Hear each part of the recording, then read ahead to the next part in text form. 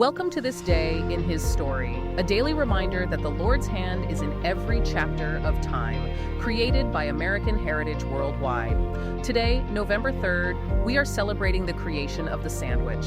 May the lessons of yesterday inspire you to see God's hand today and to play your part in his story now.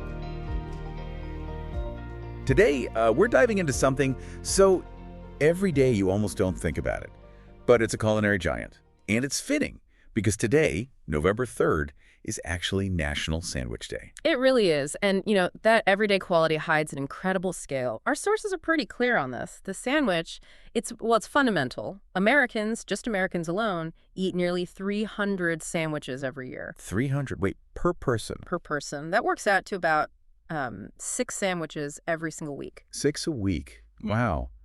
That stat, it really makes you think it's not just like a quick lunch option anymore, is it? Not at all. It's become this global staple. And you could argue it's the perfect food item, really. So portable, so adaptable. Simple white bread or some crazy, elaborate, stacked thing. Absolutely. And that's our mission today, right? To kind of trace the story of this simple food. Want to go a bit beyond just the usual origin story, look at its surprising impact. History, language, even geography. Exactly. We're digging deeper. Okay, so let's start with the classic tale. The name. John Montagu, the 4th Earl of Sandwich, 1762. He popularized it. Right. That's the name everyone knows. But here's a little nugget right away, something intriguing from the sources. The first Earl, Edward Montagu, he almost picked a totally different title. Oh, really? What was he thinking? He was apparently considering the title Earl of Portsmouth. Portsmouth. So we could have been ordering a Portsmouth. Think about it, just one decision away from asking for a turkey Portsmouth at the deli counter. I have to say, grilled Portsmouth doesn't quite have the same ring to it. No, it doesn't roll off the tongue quite the same way. Definitely not. Okay, so back to the 4th Earl, John Montagu, the popularizer. We know the story involves urgent necessity. He was a big gambler, loved playing cards, didn't want to stop for silly things like, eating. That's the core of it, yeah. Yeah. It all comes down to his focus on the game. Our sources, specifically the French writer Pierre-Jean Grosley, documented this. He wrote that the Minister of State passed 4 and 20 hours at a public gaming table. 24 hours. Yeah. Straight, just gambling. Apparently so. A full day. He was so into the game, he couldn't be bothered with a fork and knife. So he asked his cook, bring me some meat, but stick it between 2 pieces of bread. Basically, fast food for the 18th century elite. Right there at the table. Exactly.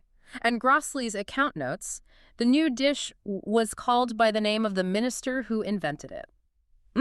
Talk about a legacy born from, sheer gambling addiction, maybe.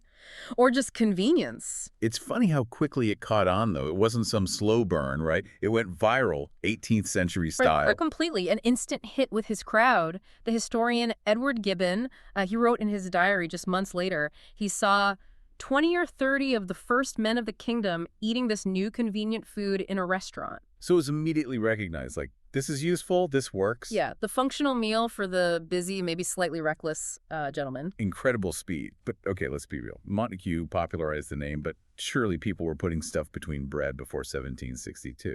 Oh, absolutely. That's where we need to zoom out a bit. He gets the naming credit, but the concept, it goes way, way back. Millennia, even. If you want the earliest documented version of this kind of food format, we have to go back to the 1st century BC. Okay, 1st century BC. Are you talking about Rabbi Hillel the Elder? Exactly, Hillel the Elder. For Passover, he started this tradition. He'd take lamb, mix nuts, herbs, and place it all between 2 pieces of matzah, unleavened bread. And the idea was symbolic, right? Yes, very intentional. Eaten together to symbolize the bitterness and redemption theme in the Passover story. So that's arguably the first documented case of using bread specifically as a carrier for a combined filling, eaten as one unit. Right, so that's ancient history. Then you jump forward quite a bit to the Middle Ages. Yeah. And bread played a really different role then. Right, a very different role. You had trenchers. Trenchers. Explain those. Okay, so picture thick slices of bread, often stale bread, but they weren't the filling, they were the plate. The plate, made of bread. Yeah. People would pile their meat, their vegetables, whatever, right on top of this big slice of bread. Metal or even wooden plates were less common or more expensive for many. The trencher soaked up all the juices, the grace. And then what? Did they eat the plate? Sometimes. Once the main food was gone, the trencher bread would be soft, soaked with flavor, so the diner might eat it themselves. Or often it was given to the poor waiting outside, or even fed to the dogs. Huh. So it wasn't a sandwich as we know it, but it's definitely using bread as like a foundation for the meal. Exactly. It sets the stage, bread as the vessel. And let's not forget the Dutch, either. Long tradition there of serving bread and butter with slices of meat or fish on top. Kind of an open-faced situation. Okay, so we have these ancient roots, these medieval plates. But the actual word sandwich, when did that finally show up in print? That took until 1773.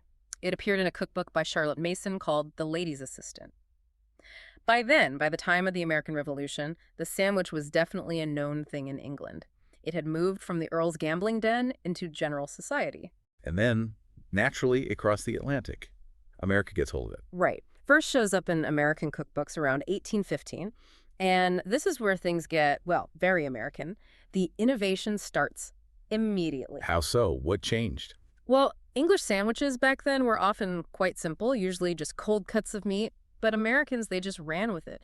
The idea of what could be in a sandwich exploded. Okay, like what? Cheese, fruit, shellfish, nuts, mushrooms, and notably tongue. Ton. Okay, maybe not a standard filling today, but it shows that spirit of experimentation. Absolutely. And our sources show that sandwich consumption really surged, especially after the Civil War. Right, it became more accessible. Yeah, it moved beyond just fancy gatherings. You'd find sandwiches easily in taverns, general stores. It became food for everyone, every class, every situation. Right. Really democratic. But the game changer, the thing that put sandwiches in basically every lunchbox in America for the next century, Right. came later, right? Yes. Late 1920s. Ah, yes. The invention that maybe is more important than the Earl himself for the sandwich's dominance, sliced bread.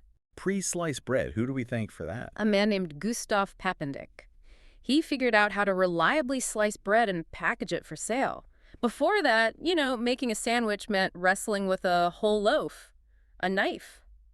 It took effort. And probably wasn't something you'd let a kid do unsupervised. Exactly. Suddenly, with pre-sliced bread, that barrier just vanished. A child could make their own sandwich. No sharp knife needed. This totally changed kitchen life, school lunches, picnics. It made the sandwich the ultimate easy convenience food for the masses.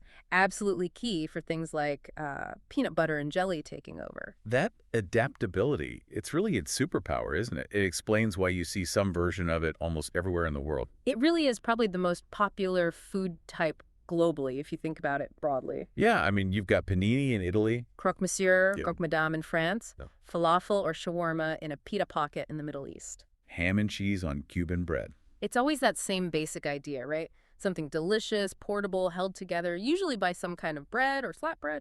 Okay, let's talk about some of the famous American sandwiches because their origin stories are just fantastic. Like the French dip. You assume France, right? You would. But the sources point firmly to Los Angeles, 1918. And how did that happen? Pure accident. Philippe Mathieu, the founder of Philippe's restaurant, which, by the way, is still there, the oldest restaurant in L.A., he was making a sandwich, dropped the French roll right into the roasting pan full of meat juices. Whoops.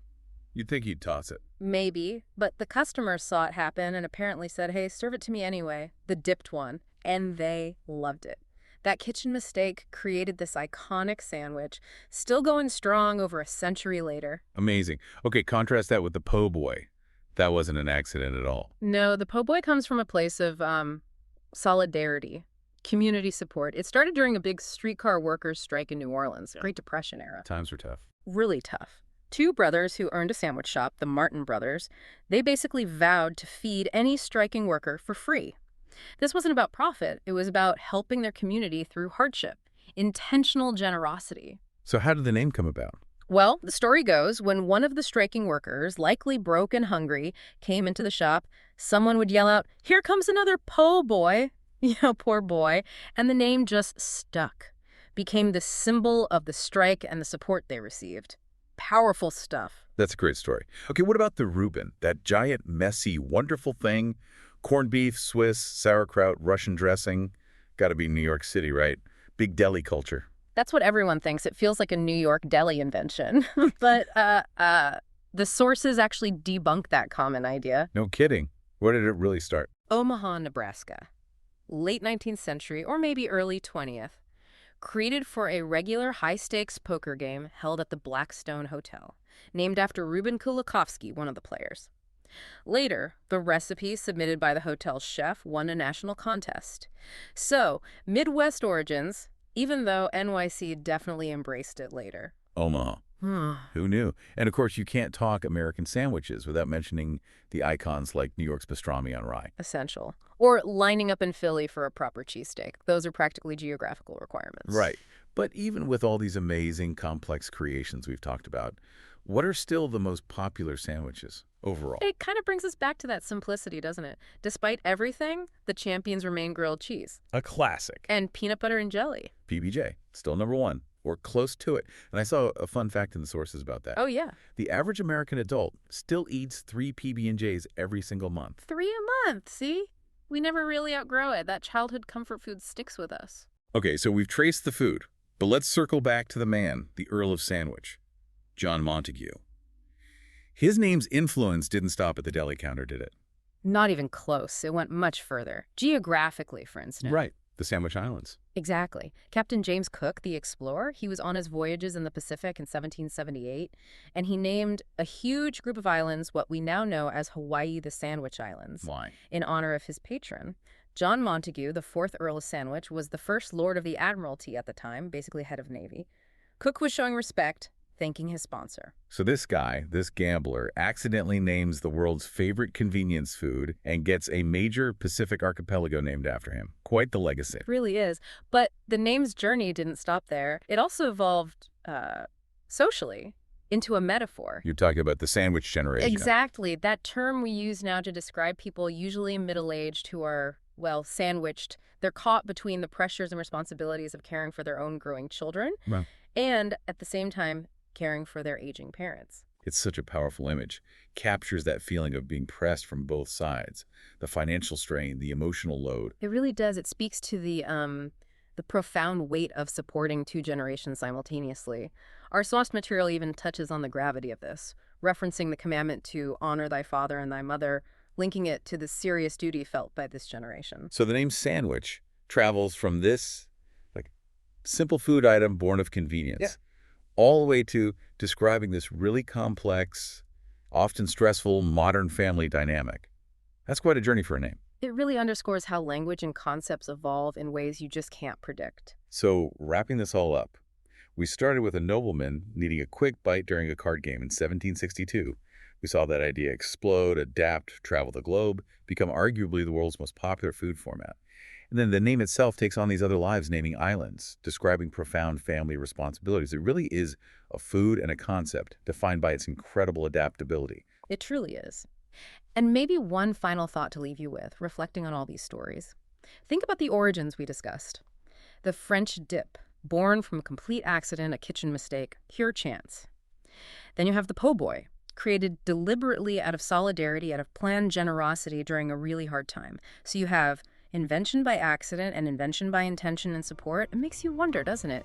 Which kind of origin story, accidental necessity, or intentional generosity ultimately has a bigger, more lasting impact on the world around us? Something to chew on. A perfect thought to consider. Maybe over your next sandwich, whichever the 6th this week it might be. Thank you for joining us for this day in his story. Created by American Heritage Worldwide, may the lessons of yesterday inspire you to see God's hand today and to play your part in his story now.